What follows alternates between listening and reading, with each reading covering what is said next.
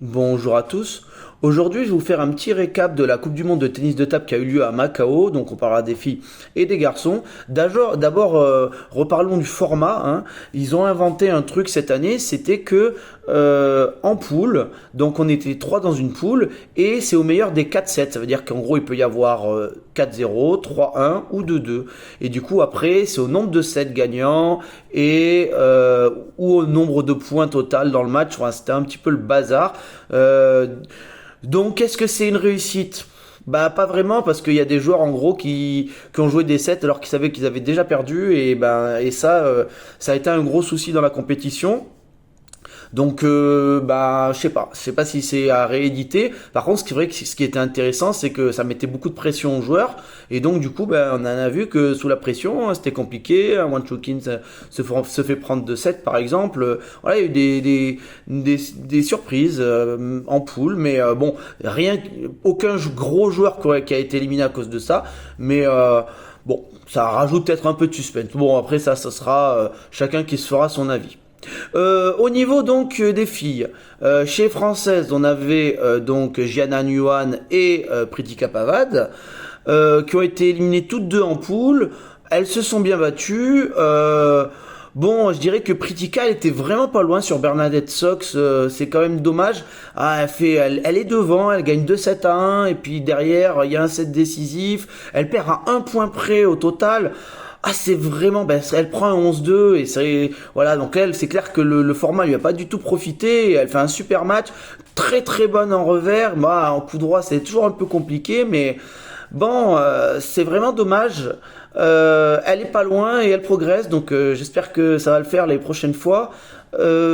Pour parler du coup donc du résultat final, bien sûr c'est la chinoise Sun Yingxia qui a gagné le tournoi, hein, j'ai envie de dire presque comme d'habitude, mais elle a eu beaucoup de mal parce que sa grande rivale Wang Manyu, hein, la numéro 2 mondiale, et ben elle lui a vraiment donné du fil à retordre. Elle a été devant pendant tout le match et ça s'est joué, donc il y avait 3-1, après l'autre elle est revenue et c'est vrai que ça s'est joué au dernier set avec beaucoup de tension, un service à refaire, un arrêt du temps parce que il y a une balle qui a gratté, il y a pas une balle qui a gratté. Enfin, il y avait énormément de tension et c'était vraiment tendu. Et Wang Manyu, elle a fini par craquer, enfin craquer. En tout cas, il fallait bien qu'il y en ait une des deux qui perde. Et ben malheureusement, c'est encore Sun qui a gagné. Je dirais qu'elle est moins dominante qu'il y a quelques mois. Hein. Je sens qu'elle est friable là, mais bon, elle a continué à gagner. Donc en tout cas, c'est vrai que là, les filles, chez les filles, bon, bah, les Chinoises dominent totalement le jeu et il y a très peu de place pour les autres nations. Mais c'est vrai que les Japonaises, je trouve qu'elles se font bien voir hein, avec Ayata, avec Harimoto. Et là, c'est vrai que Harimoto, donc 15 ans, hein, donc la sœur du garçon, hein, donc Miwa Harimoto, elle a quand même battu la numéro 3 mondiale chinoise Wang Yidi. Elle a mis 2-7 à Sun Yingxia en demi-finale. Donc voilà, super perte. Il y a une perte vraiment à mettre en valeur chez les filles, c'est vraiment voilà, c'est Miwa Harimoto qui monte 15 ans, elle bat la numéro 3 mondiale, c'est vraiment exceptionnel. Mais après c'est vrai que entre voilà, Sun Yingxia, Wang Manyu plus Chen Meng, ces trois-là, j'ai l'impression qu'elles sont toujours dans les finales en fait, donc c'est très compliqué de les battre. En tout cas, très beau tournoi hein, qui se termine vraiment sur un gros match avec un très gros niveau et bon, c'était vraiment très intéressant. Chez les garçons, du coup, on avait bah, trois représentants tricolores en lice. On avait bien sûr Alexis Lebrun, Félix Lebrun et Simon Gauzy. Euh, alors, moi, je vais commencer par Simon. Simon, le problème, c'est qu'à chaque fois qu'il fait un match, j'ai l'impression qu'il va y avoir un problème. Hein, on a déjà eu le problème la dernière fois avec Leong Jin-kun sur la dernière compétition. Bon, il avait raison, hein, sa balle avait touché. Bon, ça avait duré des heures, puis finalement, il avait pas eu, on lui avait pas donné raison. Et là, c'est vrai que sur son premier match, bon. Il veut absolument avoir une balle bonne. Finalement, le gars en face lui laisse, donc l'Égyptien lui laisse le point.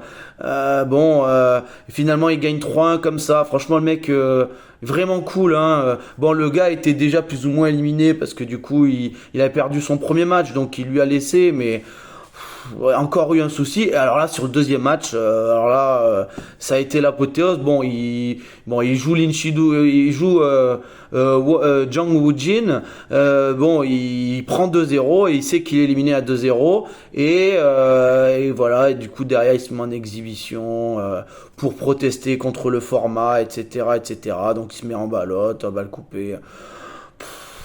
Ouais, bon, voilà. Bon, lui, il a du caractère. Il a voulu montrer qu'il était pas content du format et comme il était déjà éliminé, il a pas envie de jouer plus, quoi. C'est normal aussi, mais bon.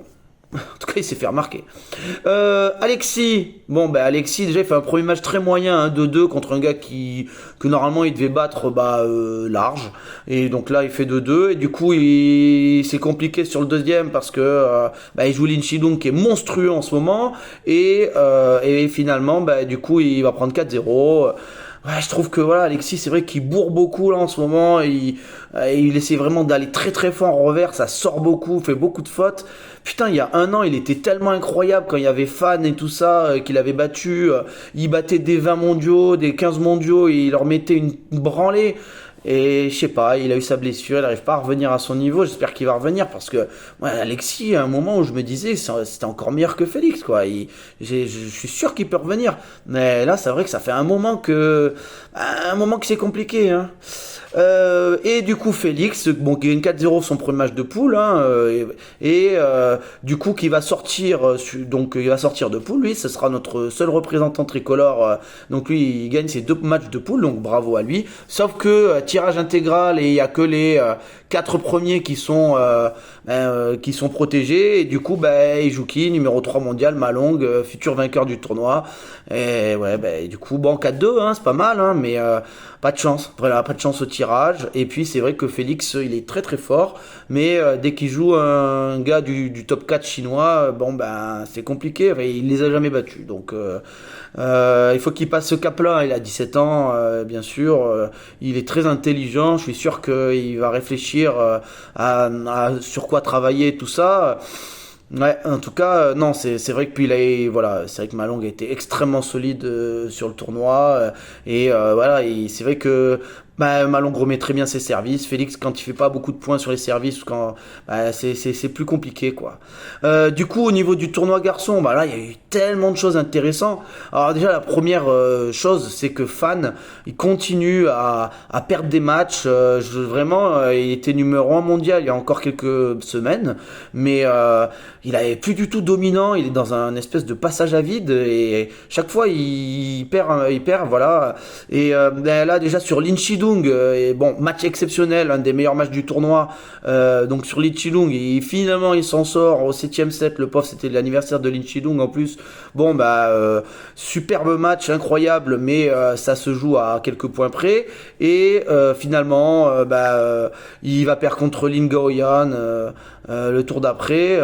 Donc ouais, non, ça continue à être très compliqué.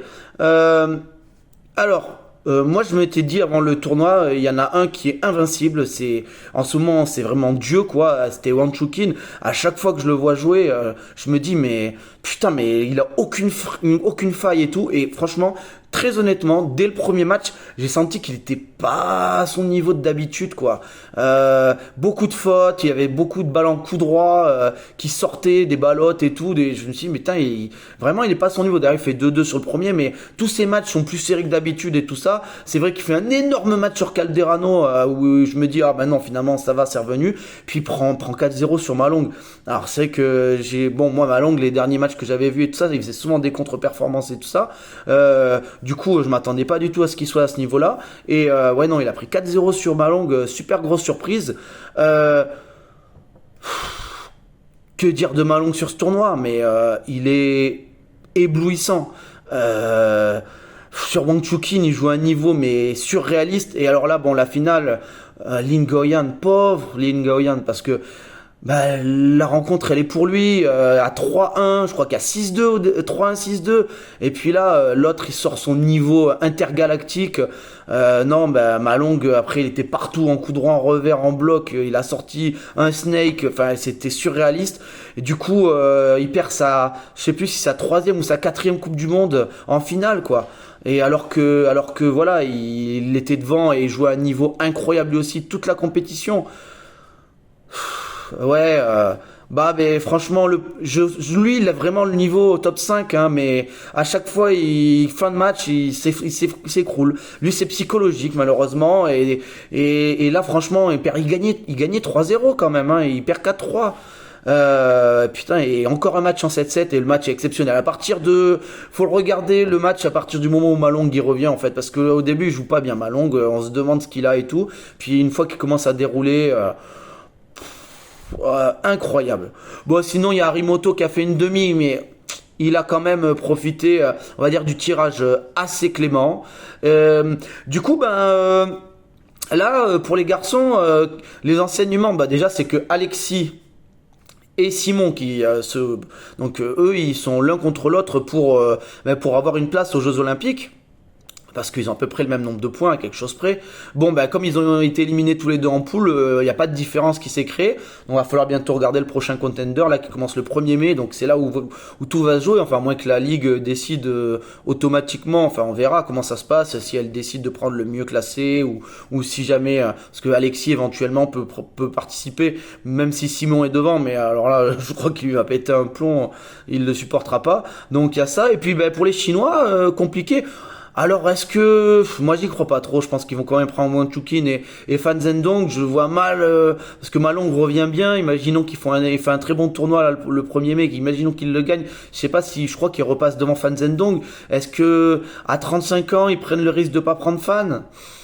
Je sais pas. Je crois pas trop. Pour moi, Wang Chuqin et Fan Zhendong, ça va être les deux au JO. Et puis par contre pour l'équipe, par équipe, avec les trois, moi je crois que Malong là il a assuré sa place. Donc ça devrait être Wang Chuqin, Fan Zhendong et Malong parce qu'il y avait Liang Jin-kun qui a été dans l'équation, mais lui il a été éliminé un peu plus tôt dans la compétition, donc il est repassé derrière un petit peu au niveau de tout ça.